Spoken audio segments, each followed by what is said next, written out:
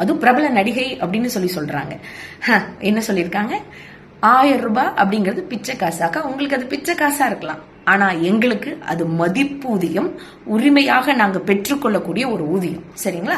அதை பத்தி எல்லாம் நீங்க சொல்றத நினைச்சாலும் நாங்களாம் வருத்தப்பட போறது இல்லை. ஏன்னா இது உங்க வீட்டு காசு கிடையாது.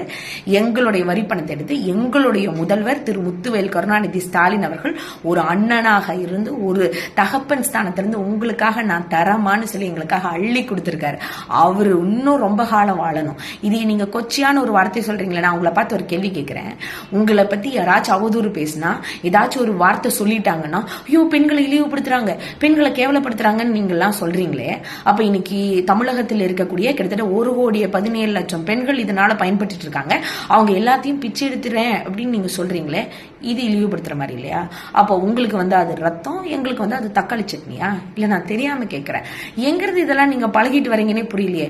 எவ்வளவு ஒரு நல்ல ஒரு திட்டத்தை யோசிச்சு, பெண்கள் ரொம்ப கஷ்டப்படுறாங்க, அவங்களுடைய நிலைப்பாட்டை அவங்க உணரணும், அவங்களுக்கான ஒரு சுமையை, அதாவது அவங்களுக்கான அந்த உரிமையை கொடுக்கணும், அவங்களோட சுமையிலிருந்து ஒரு பகுதியினாச்சும் என்னால முடிஞ்ச அளவுக்கு கம்மி பண்ணணும்னு சொல்லி ரொம்ப நிதி பற்றாக்குறை இருந்த போதிலும் ஆட்சிக்கு 2 வருஷம் கழிச்சு இதுக்கான சரியான வரைமுறைகளை வகுத்து இனி வரக்கூடிய 2024-25 பட்ஜெட்ல இதுக்காக தனி தொகையவே ஒதுக்கி வச்சு ஆக சிறந்த ஒரு செயல்பாட்டை செஞ்சிட்டு இருக்கக்கூடிய அரசு தான் இந்த திராவிட மாடல் ஆட்சி. இதே நீங்க இவ்வளவு கேவலமா சொல்றீங்களே, உங்களுக்கு ஒரு விஷயம் தெரியுமா?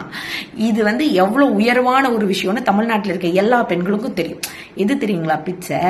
இப்போ தேசிய மகளிர் தினம்னு சொன்னதுக்கு அப்புறம் 10 வருஷமா குறைக்காத அந்த கேஸ் விலைய போனா போதுன்னு 100 ரூபாய் குறைச்சிருக்காரு பாருங்க உங்களுடைய பிரதமர். இதுதான் பிச்சை.